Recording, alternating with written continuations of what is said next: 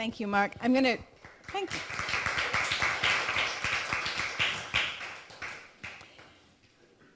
There's a chair right here, Philip. Welcome. Thank you so much for coming. And thank you for so much for coming indoors on such a lovely day. I don't say that idly. It's difficult to come in when the sun is shining and the beach is calling. So welcome.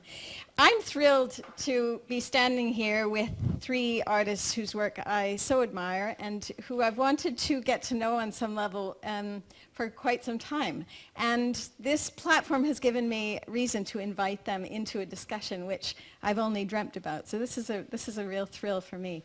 Thank you, Mark and Green College, for hosting this series, for taking a chance on this idea, truth in art.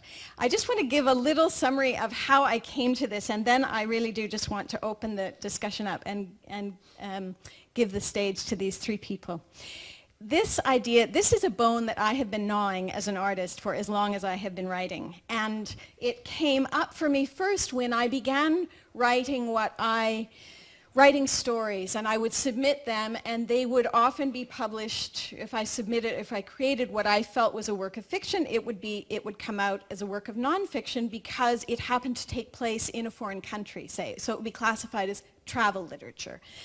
I would write something that I plucked entirely from my journals, where I had right down to direct quotations, that because of the form and the style, I would appear as a short story. And so I began to just bump up against this wall, this border between these two territories, which was a bit mysterious to me.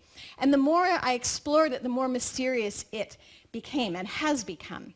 Not that I understand the importance of facts and a factual telling of a story, but I felt that this borderland was full of color and ambiguity, and that it wasn't as clean cut as all that. For example, history books written by the conquerors.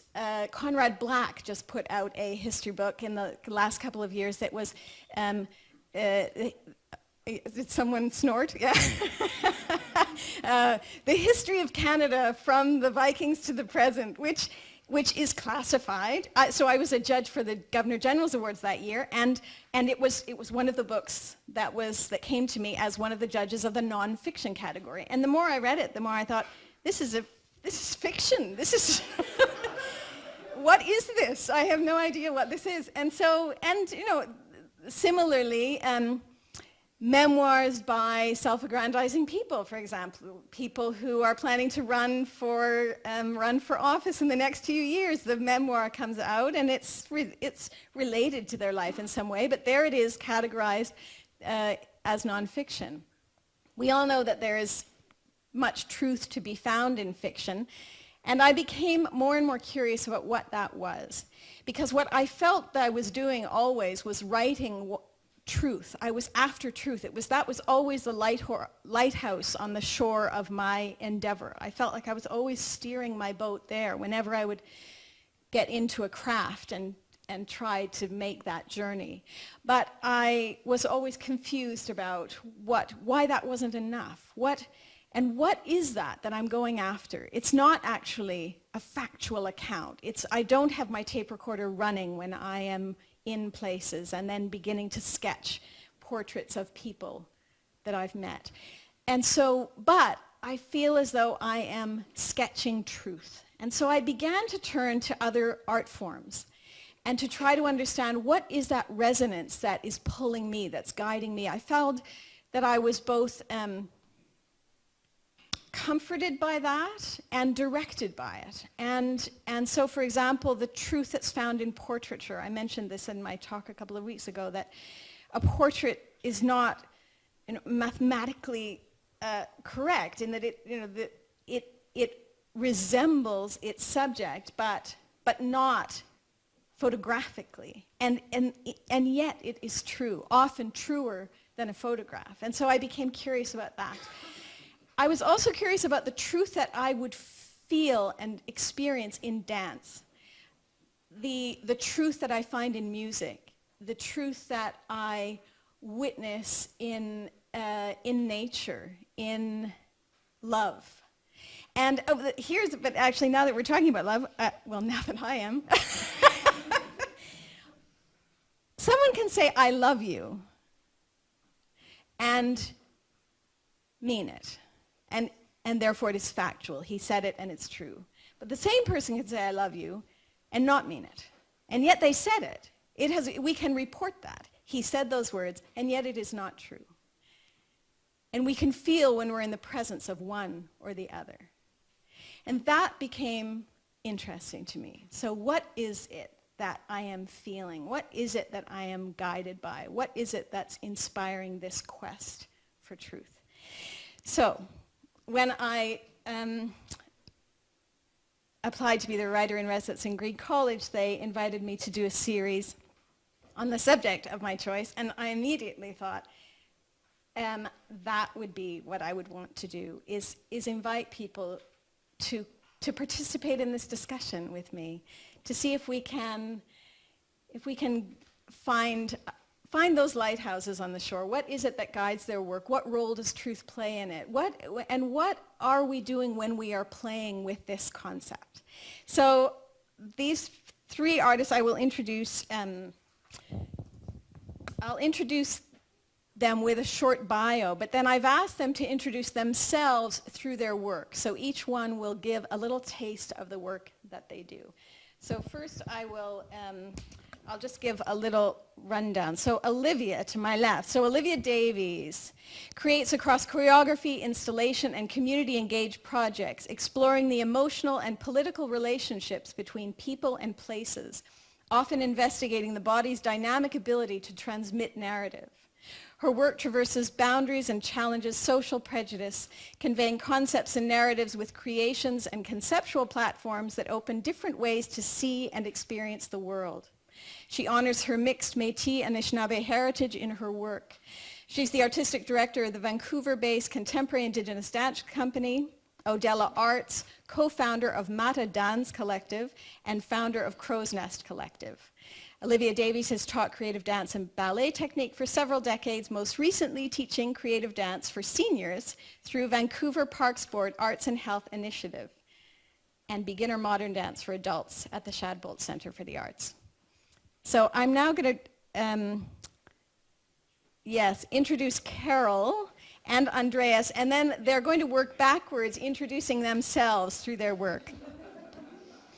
Carol Sawyer is a visual artist and singer whose work encompasses photography, installation, video, and improvised music. Her work explores the territory between photography and fiction, memory and history. Her critically acclaimed Natalie Bretschneider archive was exhibited recently in a solo show at the Vancouver Art Gallery. A monograph on Bretschneider will be launched at the upcoming exhibition of the archive at the Art Gallery of Windsor. Sawyer was awarded the 2017 Duke and Duchess of York Prize in Photography. She sings regularly with various improvising ensembles, including her band Ion Zoo, with whom she has released 3 CDs. Her work is represented by Republic Gallery, Vancouver. So that is Carol Sawyer. Andreas Kahre, do you say it Kahre? Yeah, okay. Is an interdisciplinary artist and designer whose work combines images, sound, and text in a variety of configurations. Based in Vancouver and on Gabriola Island, he has been working as a freelance artist, musician, writer, and designer since the 1990s. His work encompasses interdisciplinary performances, audio art installations, and collaborations with theater, dance, and new media artists. Andreas was one of the directors and curators of the Western Front Artist Run Center in Vancouver for more than 10 years. He's taught as adjunct and sessional faculty at the Department of Theatre, Film, and Creative Writing at the University of British Columbia, and is currently the founding artistic director of the Xenographic Society and the Gabriola Institute of Contemporary Art Artist Run Center. Whew, okay. Right, so I'd like to invite Andreas first to give us a little introduction to his work, which I think he's quite brilliantly doing through his own website. So you'll get a sense of that. I love this microphone that doesn't do anything. This is really enjoyable. It's purely symbolic. This is beautiful. It's part of the recording. Actually, they're taking it up. So it may not amplify, but it is doing something. So let's see if we can get this to work. now that you all know my password. Um, and where is it? Here it is. No, sorry, my mistake. Here it is. I suppose the difficulty in trying to describe what I do is the fact that I am a creature that is somehow mixed in my passions. And it's really Carol's fault that I was here, that I came here, because one of the first things Carol and I did together was about 20 years ago at the Western Front, we worked on a piece by her character that had her impersonate somebody else and me impersonate triplets. And things haven't gotten any better from that. So the reason I'm exposing you to this horrible website is simply that because I work with images, with sound, and with different forms of performance, I had to find a way of organizing it on a website. And that turned out to be actually an exercise that was interesting. So there are a number of categories. And each of them, in turn, has, as you can see, a number of projects in them. So the idea in this case, perhaps, is just to tell you about some of the things that I've done. And I should begin, perhaps, by saying that most of what I do is really informed by lying, by telling something that is explicitly not the case. The question is, can that be a sort of useful tool? And I think it can. So one place to start, perhaps, is in what is cheerfully called installations and performance. And going back to the beginning, sorry, is because I come from visual art originally. I'm a printmaker who ran away from the etching press, but music was always another leg on which I found myself standing. So I began to collaborate. And a lot of these collaborations involved people in dance originally and then in theater, and that led to a number of projects. And some of them were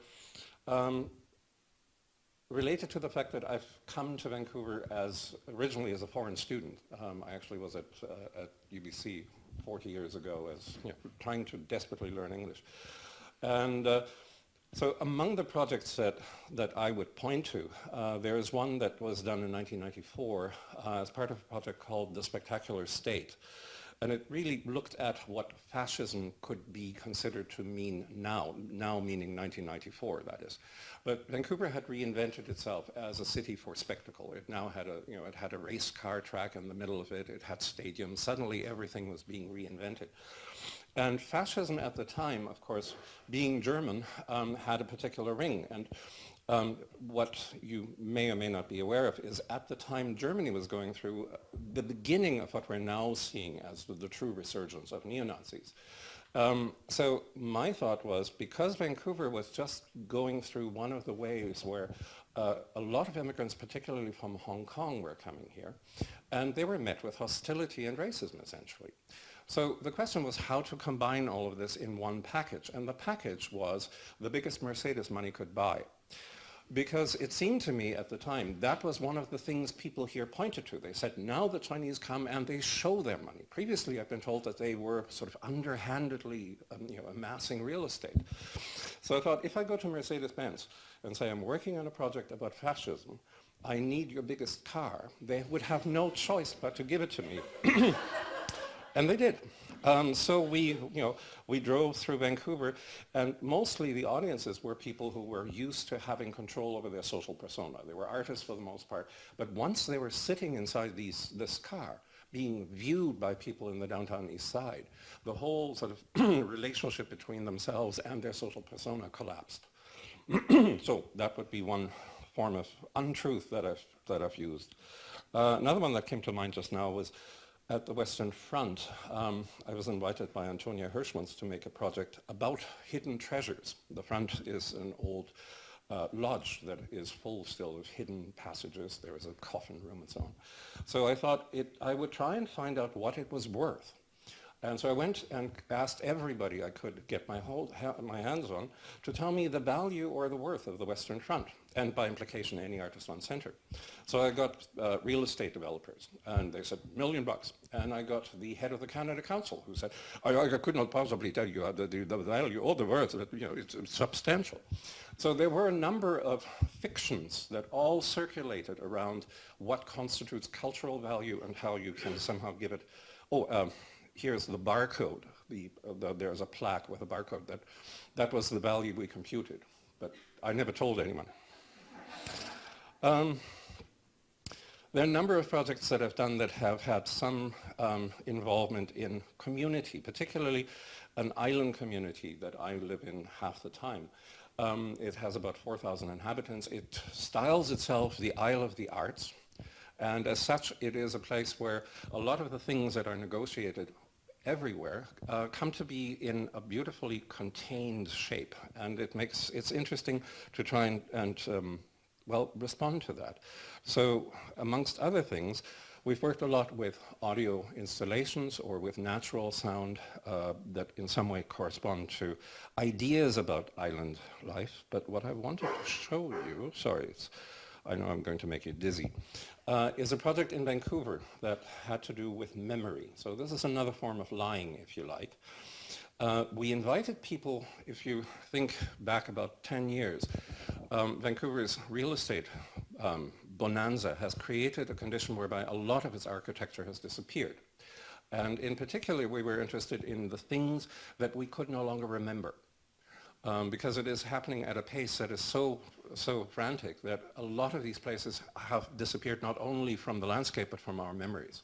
So we asked people to come and for 6 weeks to build parts of Vancouver from memory, only the parts that had gone away. We did it in part as an invitation to both the sound and the physical things, but we had a number of islands, as it were, that we filled with this fictitious little city. And people talked about their memories while this was going, which gave them a chance to make Vancouver has a long history. The soundscape project that started here in the 70s and continued. And this was an opportunity for people to actually reinvent the city as a nature. So this is just a little excerpt. One more thing I wanted to show you. As I said, the Gabriola Institute for Contemporary Art is purely a ruse. The simplest way of responding to institutions is to create them.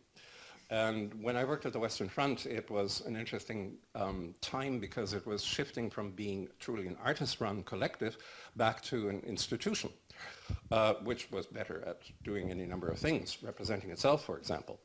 But I created the Institute as a form of, as it were, a fiction that represented itself. And you'll be happy to know that the Institute, for example, has a mobile response unit that you can, you can ask to deliver critical theory if you need to, and the likes. But I just need to take you back for 1 second. I am out of time. So the last thing I did want to show you, if I can find it again, oh dear, I know what I've done, is a project that just ended in Vancouver. My apologies, but it has jumped away, but here it is.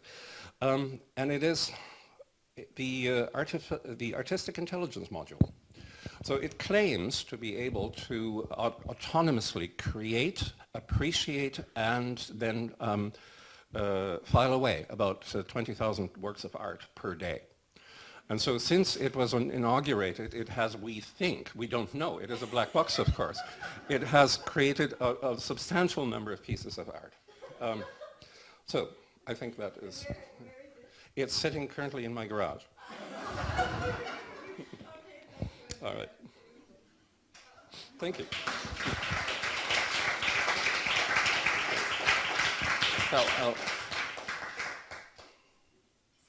It's up to you. Thank you. There's the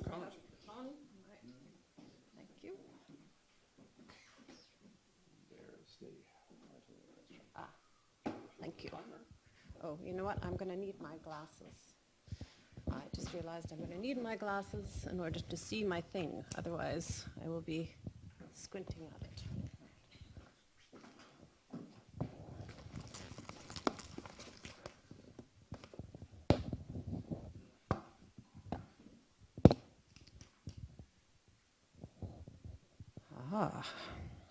So, yes, I'm going to just talk about one project. There's a number of ways in which my work intersects with fiction, but I think this project in particular, it's pretty easy to talk about. So I just have to remember. I'm soft. Okay, I'll speak up. I'll just sing the whole thing. Okay, so I wanted to talk about my Natalie Brett Schneider archive, which Andreas alluded to earlier, and it's in fact where we began collaborating, if not the first time or shortly thereafter, 20 years ago. And it started with an invitation from an artist named Laurie Weidenhammer to participate in a Reinventing the Diva festival. And she is still a singer and a visual artist, and she was very interested in the way in which the word diva had accumulated all kinds of negative connotations. Of course, the original meaning of diva is, I believe, a woman who's a powerful singer. It's associated with opera, and potentially could be quite a flattering term because it implies a lot of female power. So she wanted to reclaim the term of the diva from its negative connotations, and she curated this 3-day festival called Reinventing the Diva Festival. And I had just finished doing a master's at Simon Fraser University where I was doing an interdisciplinary degree. I started off how far back should I go? When I was a little girl. I'd had this idea the whole time growing up that I just wanted, I love to sing, I love to dance, I love to make things up, I love to draw, and I just wanted to do that all the time. And I've never really recovered from that impulse. I still want to do that all the time. But as I was coming out of high school in the late 70s, people kept telling me you couldn't do that. So I went to art school. And then in the 90s, when I was in my 30s, I discovered there was a program at Simon Fraser University that was interdisciplinary, where you could combine any of visual art, critical theory, dance, music performance and composition, film, acting. So I was so happy to be accepted there and to be living my lifelong dream of singing, dancing, and making stuff up. And telling stories. But when I finished there, a lot of people said, well, what's the precedent for this practice of yours, being a singer and a visual artist? That's kind of unusual, isn't it? And I would say, well, there's Emmy Hemmings, who was one of the founders of the Cabaret Voltaire. She was a singer, 1918, 1916, 1914, anyways, founding in Zurich the Cabaret Voltaire with Hugo Ball and other conspirators. And I was trying to research her, and also Alice Prynne, who some of you might know as Kiki of Montparnasse. And I could find lots of photographs of these women, especially Kiki of Montparnasse, because she was a favorite model of Man Ray. But I couldn't at that time, this is hard to believe, 20 years ago was kind of pre-internet, that you couldn't just Google Kiki of Montparnasse and find a recording of her singing on, as you can now. So what I mostly could find was photographs. So I began taking photographs of Natalie Brett Schneider and just considering everything she did as a performance document. So, but actually the first thing we did, maybe even before there were photographs, was this performance with Andreas Kahre, where we recreated her repertoire. Sorry? Oh yes, the dashboard clock. Yes, there's a lot of onomatopoeia, etc. It was highly interesting.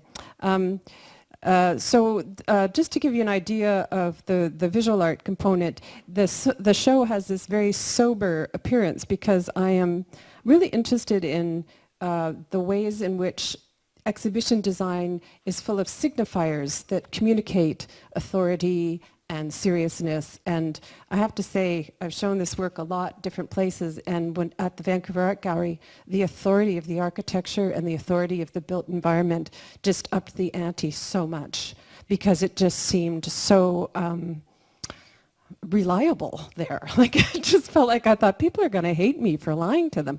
But the whole reason I made her up was kind of out of necessity, because I felt as I was looking for evidence of these women, Kiki Montparnasse and Emmy Hemmings, in the record, I was realizing that history is constructed with an agenda. History is not a neutral, transparent, uninflected record. People write history, and they, lived experience is big and messy. And when you write history, you select what you feel are the salient details. And it has, it has ideological content. The choices that are made about who is considered important and who is not considered important, what are considered key incidents. There's a lot at stake, and history is written generally by the victor. So using the tools of this authoritative voice to seed doubt about what, and maybe open up a place for some other kind of history to leak out, was very much part of the agenda. So the archive is fairly straightforward in that it's photographic documents, and starts with her being trained as an opera singer, growing up in New Westminster, and then leaving for Europe. So there's a lot of bad photographs, because I'm also interested in this hierarchy. So there's a lot of really tiny, hard to see, blurry, double exposed, inadequate kinds of photographs. And then there's some sort of more fine art photographs. There's some opera publicity shots. And I'm mixing these genres of photography because I'm wanting to encourage the viewer to think about hierarchies, and how there are hierarchies within photography, within history, within, so really trying to mess with these hierarchies. When I was studying photography, I really loved fashion photographs, and I was always being told fashion was unimportant, and I wanted to be taken seriously. I would stop caring about it. So that prompted a whole lot of hat photographs. Oh, Natalie Brettschneider, no, she does not exist. So I play Natalie Brettschneider largely because I'm handy and available at a moment's notice. And also because I was interested in talking about identification, because that was sort of, I realized when I was looking for people whose practices reflected my interests, I was looking for somebody I could identify with. And I was not I wasn't able to find out enough about them. So I was wanting to talk about that desire that I had for seeing myself reflected back. So I just take it to extremes by just being Natalie Brettschneider. And then I weave her story in with real people as a way of sort of drawing attention to real people that I thought were interesting. So this photograph, I think you're seeing Natalie Brettschneider performs Nancy Cunard's hat. And it's a kind of quote of a photograph of Nancy Cunard, who was a very interesting woman. So there's a lot that I don't explain. But anyway, she came from British upper class family, and she was, she I think managed to eventually get kicked out of her family because she was so radical. She devoted much of her time to fighting racism and fascism, and started a very good art press, and generally was scandalizing them. Profile mask, I don't know what this is about, but sometimes I just give Natalie Brettschneider things. This is a quote of a Man Ray photograph that is a portrait of Kiki of Montparnasse, and that photograph is called Noir et Blanche. That's the photograph. So, I mean, the strategy of like having my gaze meet the camera, it's much less passive, and I'm calling her the author of this photograph and calling it Masque Africain.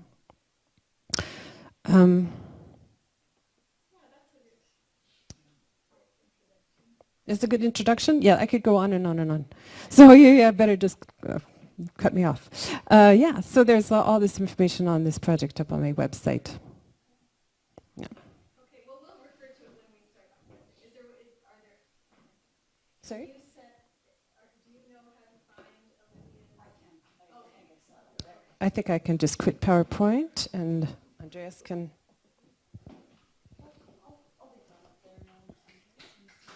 Oh, thank you.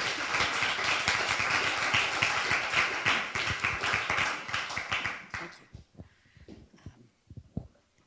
My way over to the stand.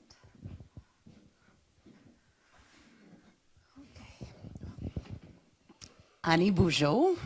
Je m'appelle Olivia. Anishinaabe Metikwe from Ottawa, Ontario. I've been living on the unceded Coast Salish territory since 2011, and it was here that I found and discovered contemporary Indigenous dance. I'd been a contemporary dancer for many years in Toronto. I was raised in Ottawa, where I trained in classical ballet and thought my dream of being a prima ballerina was going to be realized by joining the Royal Winnipeg Ballet School. And if you have been living under a rock for the last 3 years, you won't know what the Royal Ballet recently did with a story about residential schools through the production Going Home Star. But I'm not here to talk about that. I'm here to tell you a little bit about my work and what truth in art means to me. So I want to thank you again for inviting me to be part of this discussion.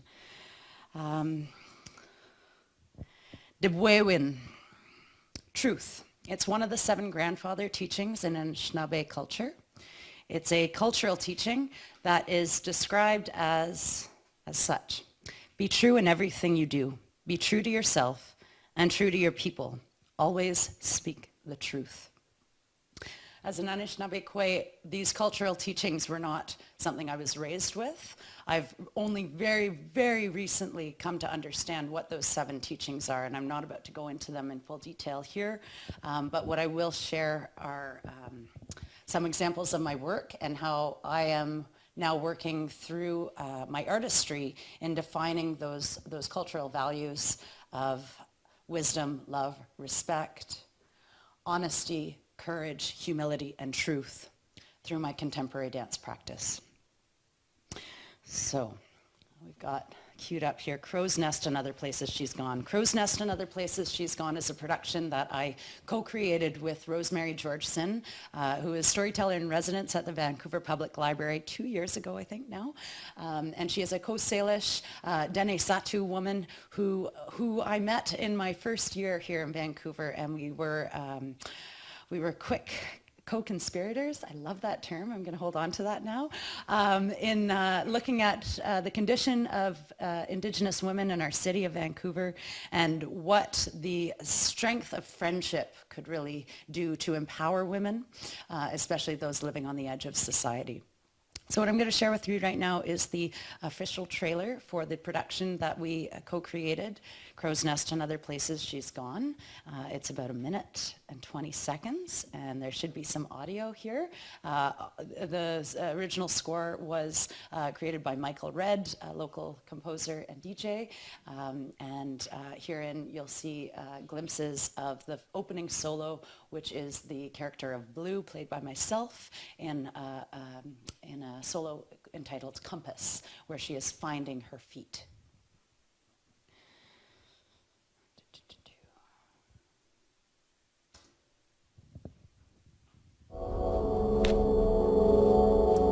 Shoot. Sorry, that's a hot corner. Okay, let's try that again.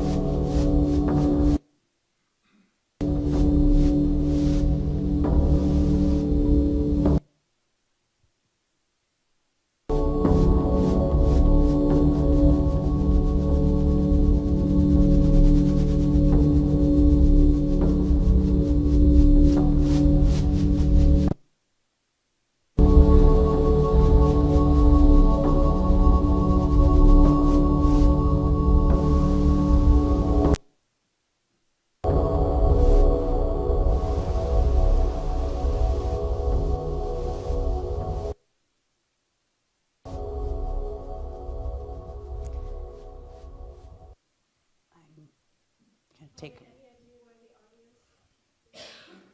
It may be a streaming. It may simply mean that there are ancestors who are wishing to join us today. So whatever the case may be, that's a taste of Crow's Nest, another place she's gone. Thank you. The work's actually going to be presented in Prince Rupert this coming October. We're really excited. We're bringing our residency Home Our Way, which is a workshop that includes creative storytelling and creative movement that invites women in the community to explore ideas of home in their body.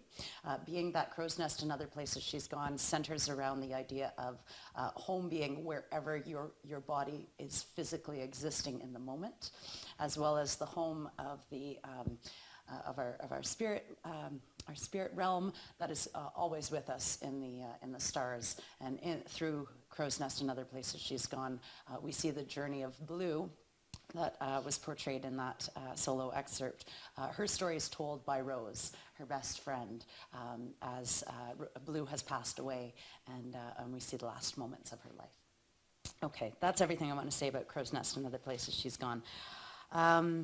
What I wanted to mention before I go too far forward is that my work is coming from a place of heart-centered impulses, and those heart-centered impulses guide my actions through a number of explorations and journeys with matriarchs within the community here, as well as back home in Ontario. I've understood that as a contemporary Indigenous artist, my work is going to speak a truth that is formed by my identity and my sense of self, but is also a following in the paths that were laid forth and forward by those who came before me.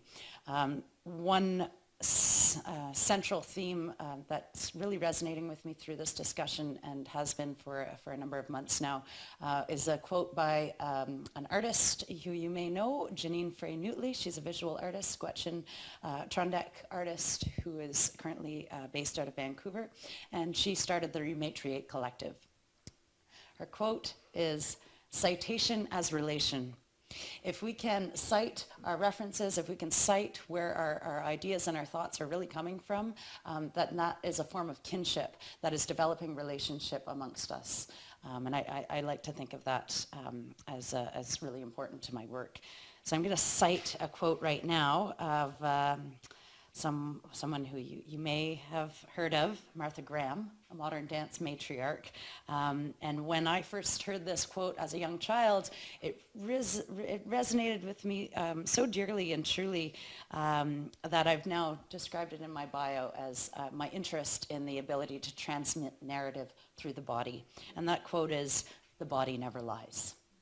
So I stand before you, giving you my most tough, strong woman, matriarch demeanor.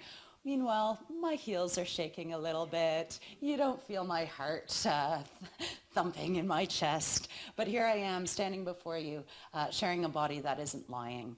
And I think that's kind of going to hold true to the next sample of work that I was going to share with you now. Actually, if I can get your help, I'm thinking, oh no, it's queued up here, perfect. So this is a work that I've been developing with the assistance of two directors, Michelle Olson, who is the artistic director of Raven Spirit Dance, contemporary Indigenous dance company based here in Vancouver, and Joe Leslie, a non-Indigenous ally who worked for many years with the Stratford Theatre Company and is a dance dramaturge and has the relation of opening Studio 303, a dance maker's space in Montreal. Okay, Rematriate is, as I mentioned, with regards to Rematriate Collective. So what does that mean? We think of the word repatriate, and we think of the return of things to their original lands or to their original peoples. Well, Rematriate is the redefining of the word repatriate to understand the matrilineal aspect of what a return to source can be.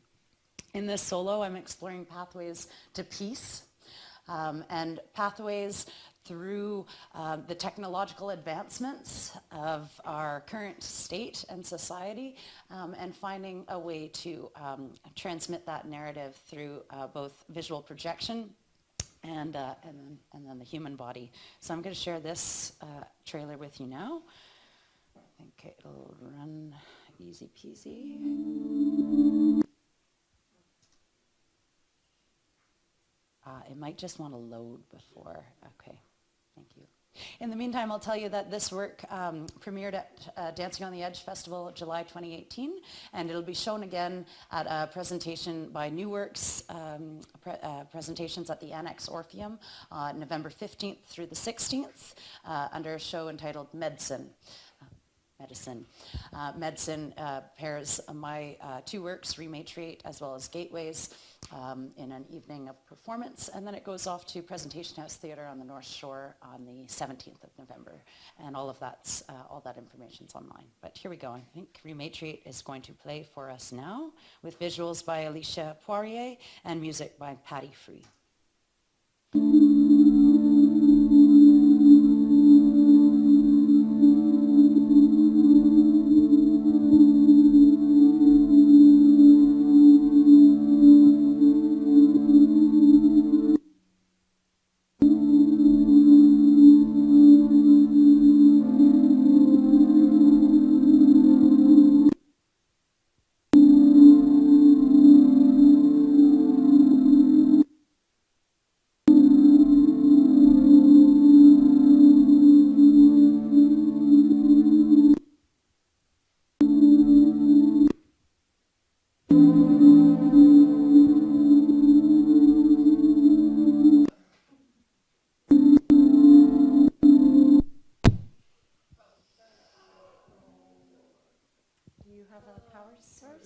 Okay, great. Okay, well, in the last few moments I have here, I am going to share some notes that I had about the body being a vessel that provides empowerment through embodied storytelling. This was a concept that was that difficult journey of being rejected from the thing that I really wanted. I really wanted to be that prima ballerina with the Royal Winnipeg Ballet School, Royal Winnipeg Ballet Company. And it was through that journey of meeting that challenge face on and turning my efforts towards modern dance, storytelling through movement, collective creation, that I was able to understand that no, it didn't matter really what the form was. If I was being true to my heart-centered impulses, that body was going to perform truth in art, and perform with a sense of connection to whatever that narrative was. My work is, okay, no problem, that's fine. My work's available through my website, so www.oliviacdavies.ca, and with that, I encourage all of you, if you've never come out to see contemporary Indigenous dance performances, there's myself, there's Michelle Olson with Raven Spirit Dance, there's Starwind Marenko with Starwind Dance Projects, and we're all here in Vancouver, and we're all waiting for you to come and enjoy our work in the theaters. Thank you.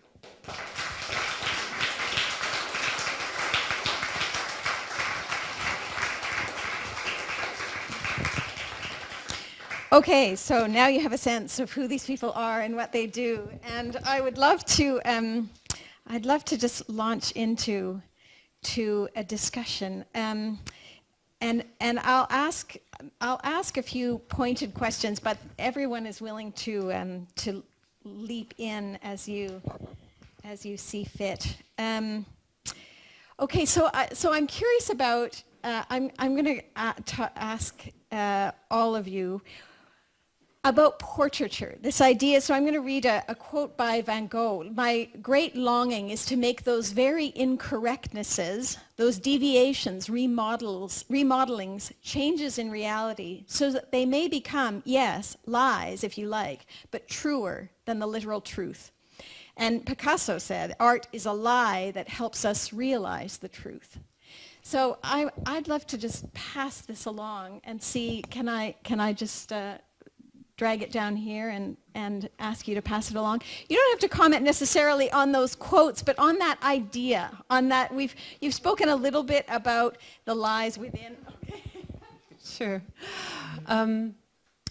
Yes, I feel badly sometimes that I'm lying. I do. But I do it because it's a vehicle that allows me to speak about a truth, and it was the best way that I could find to talk about this truth that I wanted to talk about.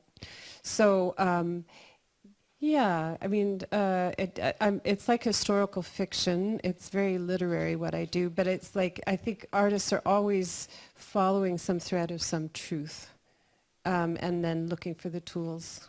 I mean, maybe I shouldn't speak for others, but it's like I'm always like I have something I need desperately to talk about, and then I'm finding the tools that will allow me to speak about these things that I want to talk about. It's very conversational. It's like I want people to be in dialogue with me. I want to provoke questions in the viewer's mind, and I'm interested in like what their engagement is and what their truth is. So I try not to dictate something, but I want to provoke a real thought process about real things that I think we all have a stake in. So it's not overtly political, my work, but it's sort of it's things I really care about. I agree. I mean, the idea of truth being something that one person somehow has to offer is problematic. I think we create truth in some form of relationship. And that relationship changes. For example, once I made a piece at IKEA where we asked people to wander through IKEA with headphones on, listening to a taped version of Charlton Heston reading existential philosophy. And when you watched somebody try and make a real decision about which piece of office furniture to buy while listening to this, there is a sort of profound sense of a kind of tragedy to it. You're a witness to something that is truthful and at the same time is held, with Charlton Heston going, existentialism is but a thought of. So the important thing for me would be similarly to say it's a relationship. It can't be sort of promulgated. It has to be a consensual illusion, if nothing else.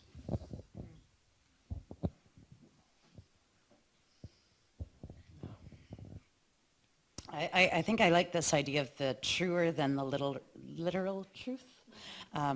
And what can be said, again, I speak as a dancer, I speak as a moving body artist, that when I'm moving from an authentic place, authenticity being that impulse that's centered, in my case, in the heart, most people's places. I see one other dancer in the room. I think she would say the same thing.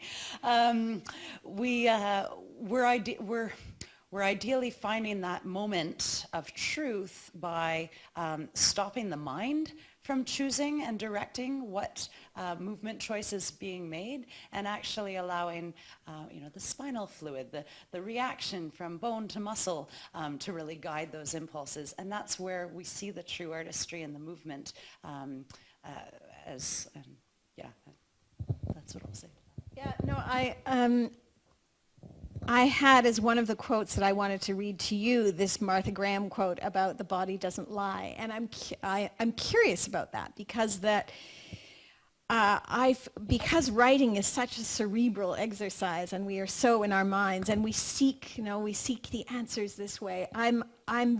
It's been very helpful to me actually to move words through my body and see how they feel. And so I'm curious there again, just that you commented on that quote, that the body doesn't lie, and you've illuminated that somewhat. But why do you think that is? What is that we tap into when we move through the body?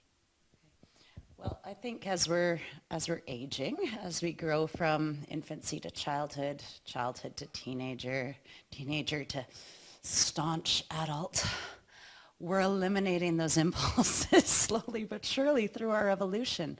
We witness the infant being so ready and quick to show the emotion that they are feeling at the moment. So a lot of the work of decolonizing the moving body is returning to the infant impulses, the infant movements. How did we move in our mother's womb? How does the fetus heart then expand outwards into hands? These are fascinating concepts to me, and I find that I think I might have gone off track, but I find that if I think of the body as this constantly evolving into what would be considered in some societies to be quite rigid and unauthentic or unshowing in the real sense of what's happening inside the body, what's happening inside the heart. That this idea of coming back to the quote, the body never lies, is that Martha Graham was tapping into something like that. There's a lot of question around how much cultural appropriation she did in her work, but all of that aside, when we're talking dance today, generally in the circles of contemporary dance, we're talking about returning to impulses that we had as children, to move with joy, to move in an expressive way that really allows us to feel the full spectrum of emotion. Yeah, and actually, if I can just ask Carol and Andrea, so I'm curious about your sense of truth in music. Both of you are musicians, and what does that mean in that realm, in a musical realm for you? Or does it? Wow, I've never thought about that. I mean, there is something, because I'm a singer, I think there's something, a kinship with dancing there, in that your body is your instrument. So in order to do what you want to do, in order to sing, you have to be in your body, which sounds like a simple thing, but it isn't always, because you've got, often it's like the way I was trained too, coming from classical music, you've got a lot of tasks, you've got a lot to remember. You've got technique, and you've got, language, and you've got story, and you've got all this musical instruction that's very specific. So all of this kind of led me to improvised music, actually, because there I can focus more on what may be closer to, I can focus it really on being embodied and being present and communicating. And I don't have to remember a whole lot of text, so I have fewer tasks, and I can maybe be a bit more true to like that moment, that impulse, what's happening, the people in the room, be more in relationships, and that feels truer for me.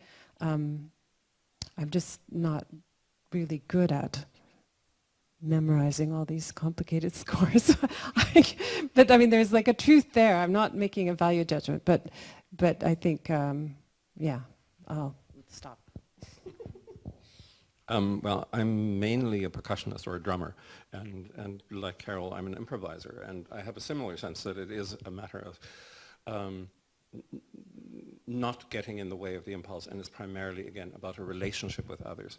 But there's one thing I find interesting about how we now live with sound, not just music, and that is these now living are the first 4 generations of humans ever to hear recorded sound. No human until about 100 years ago, and really realistically, 1945, after World War II, magnetic tape is really the beginning of recorded sound. I mean, a little earlier in film, 1928, but really, as a mass medium, it is within 3 generations. Before that, any time you heard a sound, somebody was in a room with you making it. Sound is a direct physical relationship. It's a mechanical force. Somebody is touching your body when they talk to you.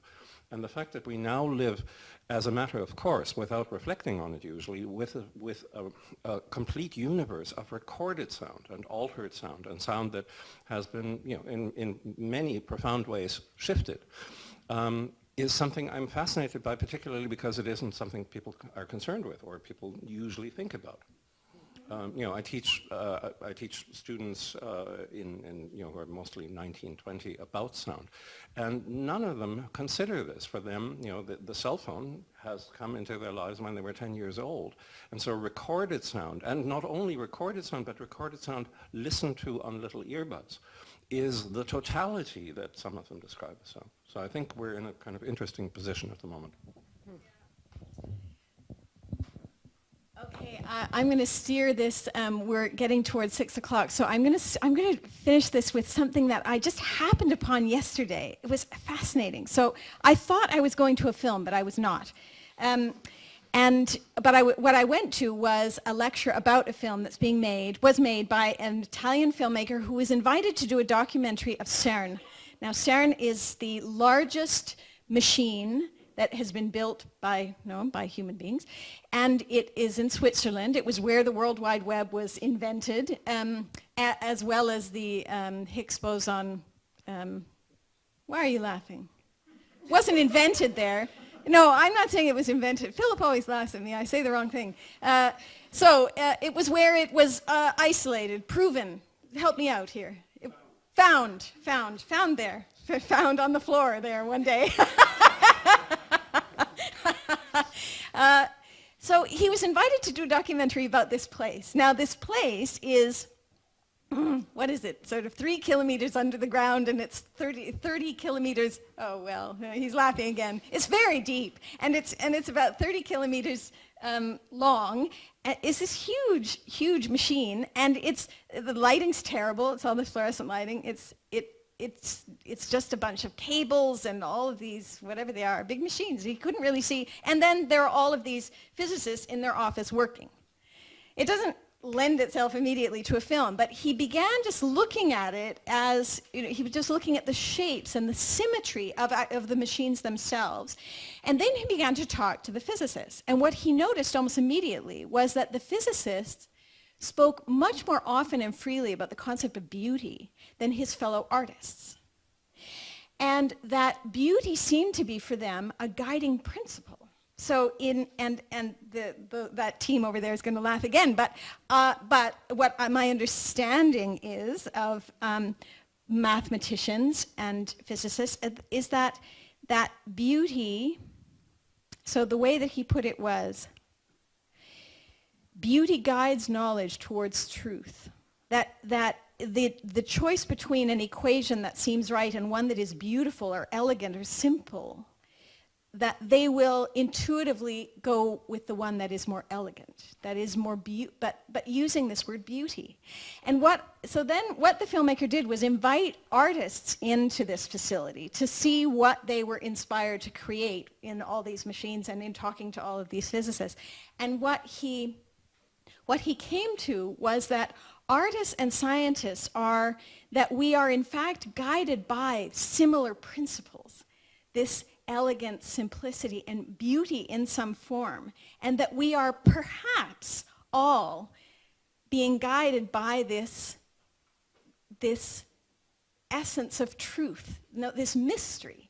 I think he never defines what truth is, but that it brings us to a place of mystery, that it doesn't solve a question, it asks.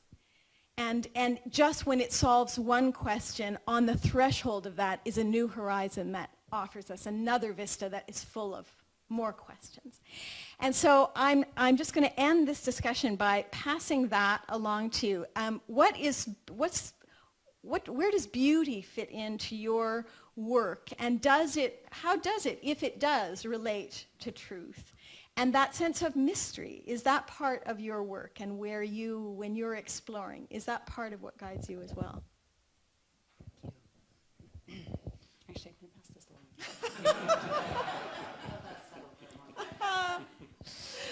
along. Well, what that made me think of is, I think at some point, as an artist, I think the point where I started to kind of grow up as an artist is where I just got braver, and I just thought, I'm going to put everything that I really love in my work. I'm going to trust that. And sometimes it's like, I can't believe I'm getting away with feeling like, wow. Like a joyful glee. I really trust that deep joy and that just love of something, that passion, because God knows there's lots of things to discourage you. So you need something to hang on to guide you through. And it's probably like this in any kind of work, but this is the work I do. And so I trust that, and I think that is, in a way, a kind of beauty. I worry about the word beauty a little bit because it's so open to, it's so, everybody would have a different idea, but I think there's some deep beauty there that you trust, and you hold on to that in whatever you do. Well, I guess one thing that this makes me think of is the the difference between art and science, whatever that is. When Alison originally approached me, she said, truth, art. And my response was, this is like bobbing for apples that are very, very large. You know, there's really no hope to possibly grasp these things. And beauty is, you know, yet another one of those.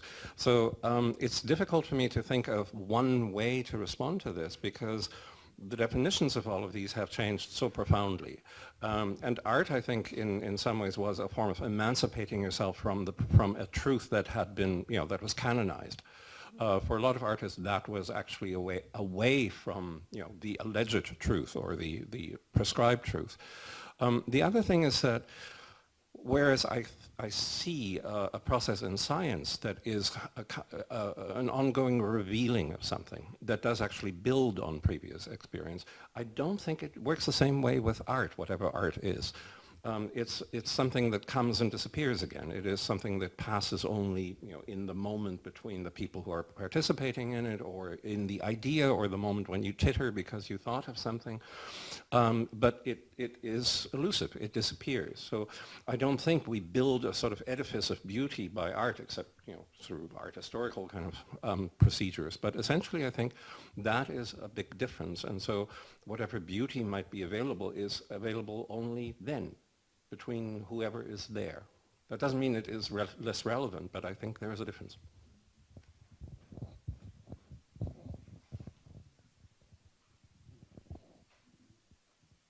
I'll speak to beauty as an aesthetic that we attain to as performing artists.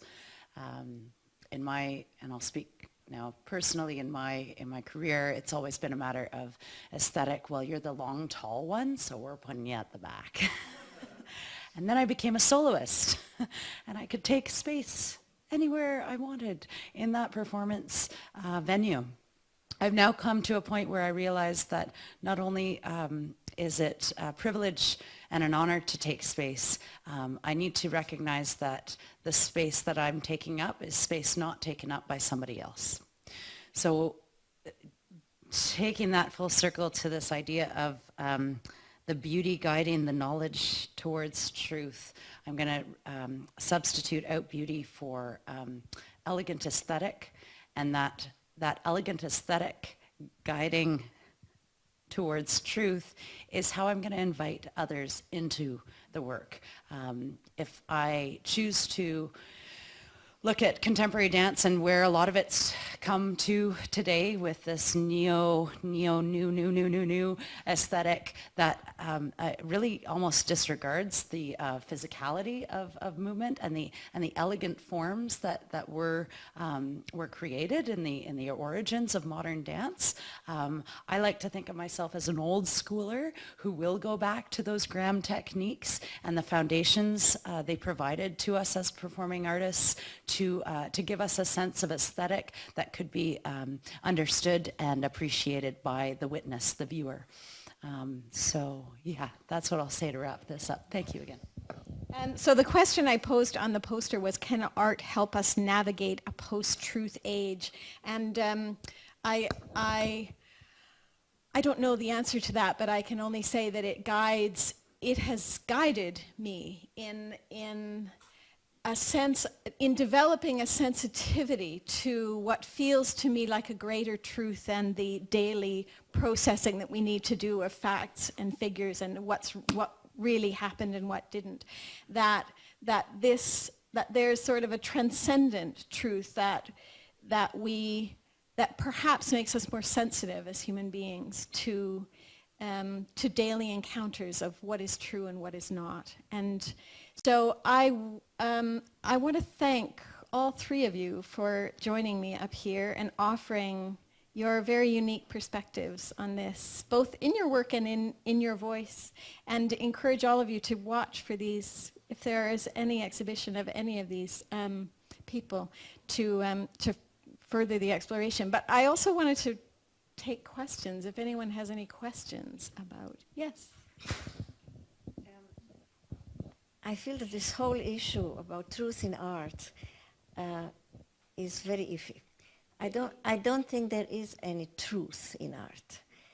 I think I'm talking mostly about visual art because I can totally agree with history writing, and because people destroy the facts and convert them, there's no Holocaust, never happened, that's a distortion and a lie. Okay, but in art, I feel there's no absolute truth because we filter everything through our own makeup as human beings. And everybody sees the truth and the world in slightly different ways. So if you would ask 5 artists to do a portrait of the same person, they would be very different. So that's a very important thing. So what is truth? I think it's what we think about is really how we interpret the world that we see in visual art. So this is our truth, but it's not a universal truth. So I think you cannot just talk about an absolute kind of truth, black or white or whatever. There's no such thing. Yeah. Okay. Did you have a question? Oh, no, I just wanted to... No, I agree, and it's interesting. That I think is part of what is so fascinating is that there is no one. There isn't actually a line that says on this side of the line we are true and on this side of the line we are not. But that we have to get comfortable with there being no line, and that we have to develop a sensitivity to what feels. What is it that we're resonating with, and what is not? No, what feels like a badly tuned instrument, and what feels. Yeah.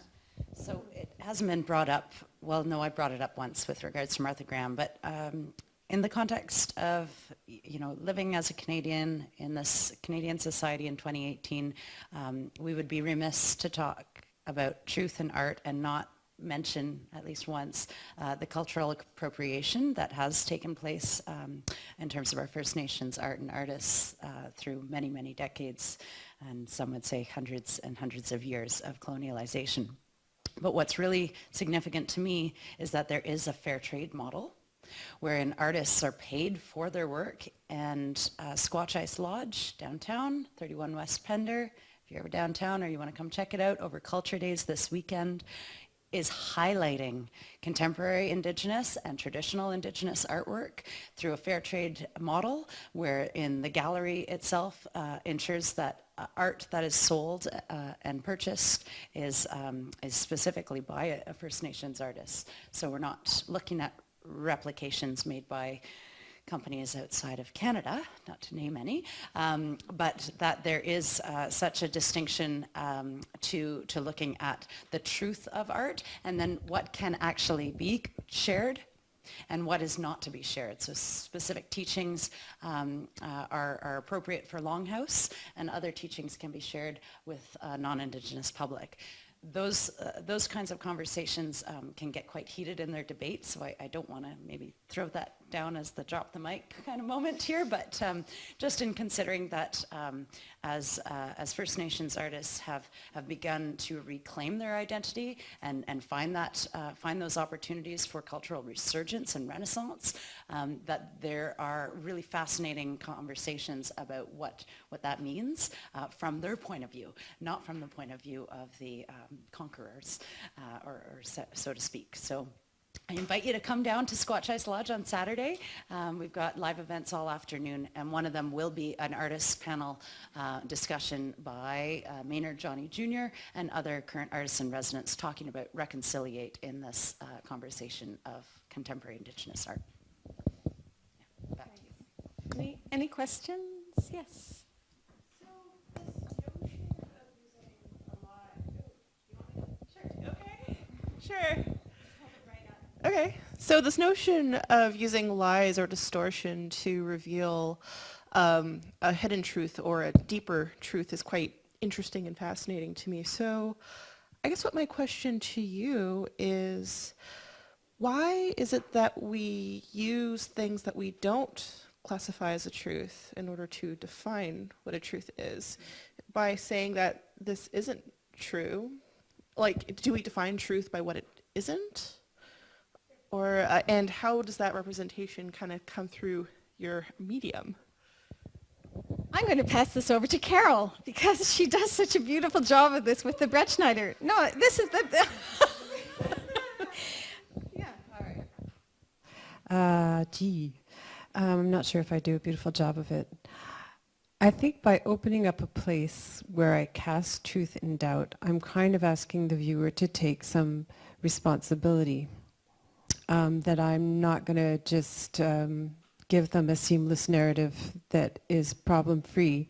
It's a participatory thing that has to be negotiated in my work. And so therefore I think each person who is willing to engage with it then goes through a process where they have to think, well, do I see myself reflected in the stories I see? What feels true to me about my experience? So I'm not trying to come up with like some huge universal truth about the human experience, but I'm just trying to maybe cast doubt on master narratives in order to open up spaces for people to see a more complicated place for themselves. Like they may see themselves, they want, because people always bring their desires to me about that. When I talk to them about the work, they're like, oh, do you think Natalie Bretschneider ever did X? And I'm like, well, I don't know. Like a lot of pieces have come out of that dialogue for me, but people bring their desire for their precedent to the work, and that's a big truth. Like that's another kind of discovery.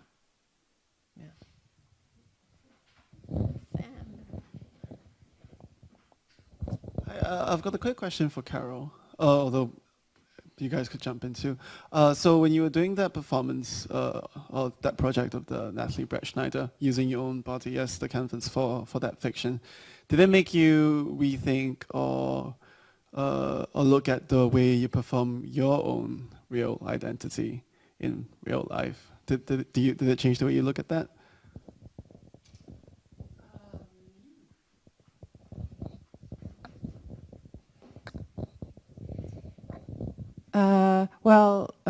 A little bit. I mean, just like she's got better clothes and she's better looking.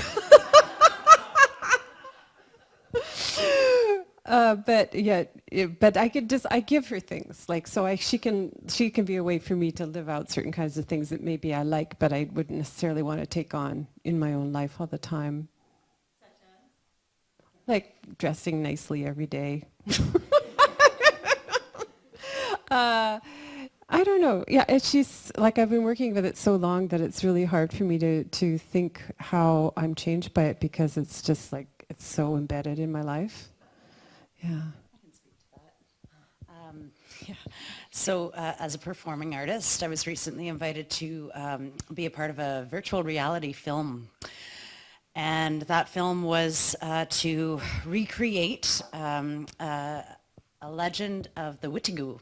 The Witigu was a carnivorous, supernatural creature who, in this story, in this legend, was preying on the French-Canadian, what are they called, voyageur, who was complicit in taking away a First Nations woman from her community. Anyways, long story short, playing the character of this terrible being absolutely influenced me, to the point that at the end of the day, at the end of the long 12-hour filming, I had to come home and really take a moment to brush off all the energy that was imbued in me through that character and ensure that I wasn't bringing that into my home. Now, there was still a thread of that monster that fully existed and manifested in Rematriate. Because the timing was such that I was filming this work, I was building Rematriate in the theater at Presentation House, and this guttural throat breathing started to come through my body, and I knew that it wasn't the Rematriate character, because that's actually not a character. It's kind of this global entity being thing, but I was channeling some of that Witigu energy that had left its imprint on me. So what do we do as performing artists? We've all got our kind of checks and balances that we have to ensure the safety of our being and still allow that vulnerability to transform us in the moment, so that it's a compelling story that's told. But definitely, I would say that we would we would be very cautious in describing it as a, oh, I'm one character when I'm in the theater or when I'm filming or photographing, and then I'm myself in my day-to-day life. No, those resonances remain. They remain as echoes in our bodies. Absolutely. I just have one thing to add to that. When I studied theater at SFU, they gave us a tool called hunkering. So, you get off stage and you just before anybody else can tell you what the nature of your experience was, you say to yourself, what was the nature of my experience? And then you can just list things to yourself. It's like, wow, I really got freaked out in that bit. Or wow, I still feel that in my body. Or, whatever it is, the nature of your experience. And you just keep going on. And then you could just what is the nature of my experience? And then kind of list it's like a way of separating from that role that you've taken on. And I was just like, why don't they teach this all to everybody in kindergarten? This is the most valuable tool I've ever been given in my life.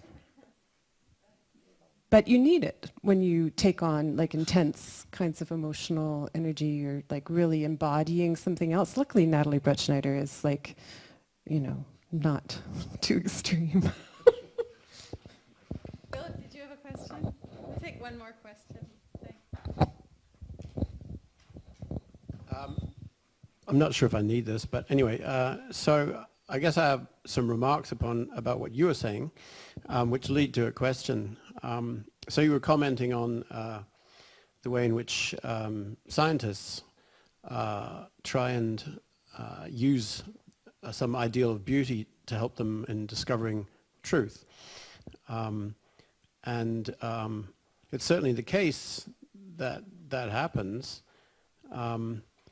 And I think that actually it's much more common. I mean, I don't think it's something that's confined to scientists. I think that, the people talk about different artistic activities, and there's a sort of a corpus which we call art with a capital A, but I think that many people engage in artistic activities in their everyday lives which wouldn't be traditionally called art.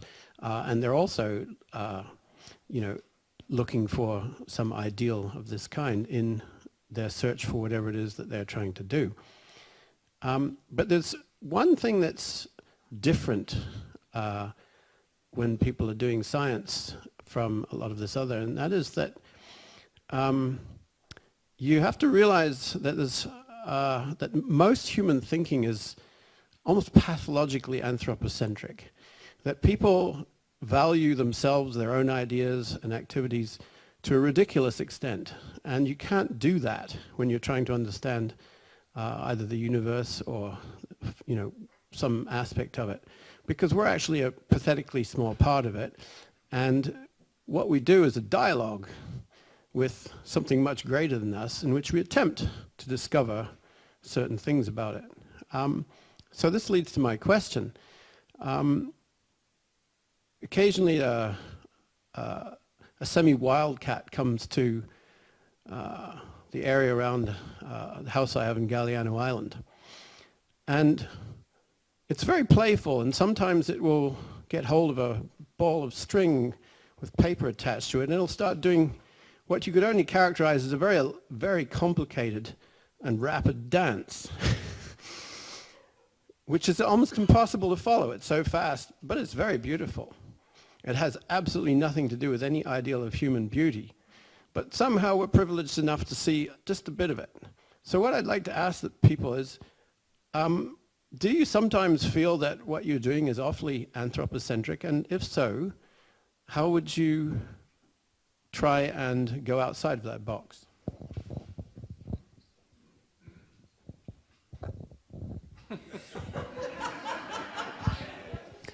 Good question. In my case, I work a lot with sounds that are found, for example, underwater. And there is a fascinating world. Fish are really like birds. They just sort of have, it's a different scale physically. If you change the position of a microphone by about a foot, it's the equivalent of changing it by about 10 meters in air. So there is a profoundly different sense of what I can find to work with as material. And that changes the dialogue a little bit, or it makes it potentially less anthropocentric, or it certainly is more interesting if it isn't only that. And it has the advantage that it doesn't collapse, if you aren't careful, into either propaganda or pornography, which are sort of the boundaries to art making, I think, if you objectify or if you let something be completely guided by a predetermined idea. So working with the natural world as a partner creates a different kind of relationship. It doesn't prevent you from anthropocentricizing or from turning it into something that it is not, but at least it's a different relationship to begin with. If the computer hadn't stopped, which it will take us too long to get it going, I would have played you a little video clip. You may have seen it anyway. There is a gorilla by name of Coco. If Coco bothered to learn truth about, well, over 1,000 words of human language and had a huge vocabulary in sign language, although it wasn't considered ASL, but we won't get, never mind this, we won't get back online. But Coco speaks of a relationship to truth and to humans. And we haven't learned anything remotely as profound, I think. I'm glad you brought that up because it's the point I like to make. Coco managed to learn 720 words of English, but we learned virtually nothing from Coco. Yeah, exactly. I don't have a lot to say to that, except for that I think that a lot of my work is I'm trying to understand what it's like to be a human being, and I'm making work for other human beings. So I'd say it's unapologetically anthropocentric.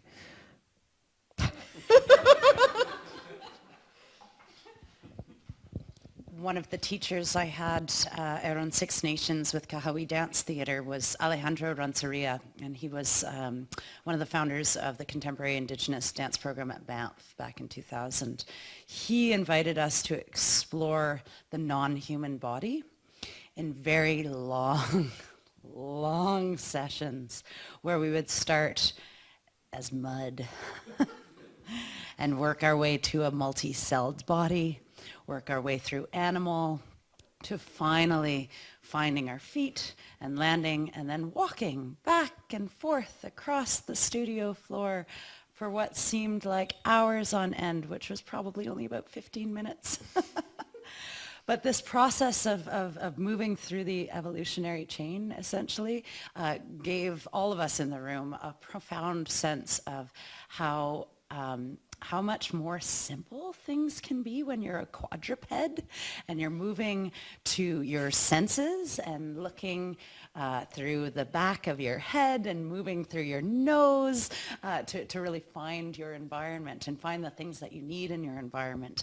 I now look to that kind of training in developing work with dancers, both non-Indigenous and Indigenous dancers, to remember that we don't always need to move as the upright bipedal human being, that we can move into our quadruped body, that we can move into our lizard body, and really find new shapes and dimensions that are interesting and compelling to the viewer, to the witness.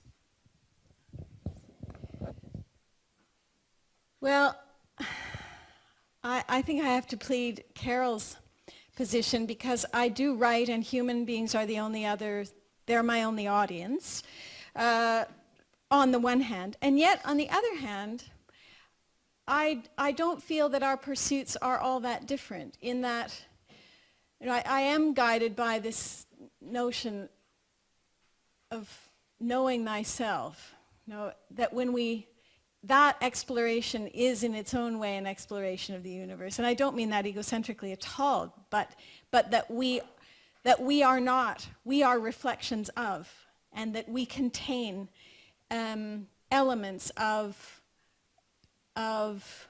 the worlds that we move through. And so when I'm in the natural world, I feel inspired by what surrounds me there. And that connection that I feel in the natural world, ideally, I guess I find metaphor in the natural world that I end up using in my own work, for example. But it's a beautiful question, actually, and it's a beautiful guiding principle to remember that we may be the only beings who tell stories in this way, but we are not the only ones who make art And yeah, and communicate and are expressing themselves constantly. So thank you for that that reminder at the end of this, and thank you all so much for coming. There's wine and cheese next door for anyone who wants to join us. Thank you so much. Thanks so much.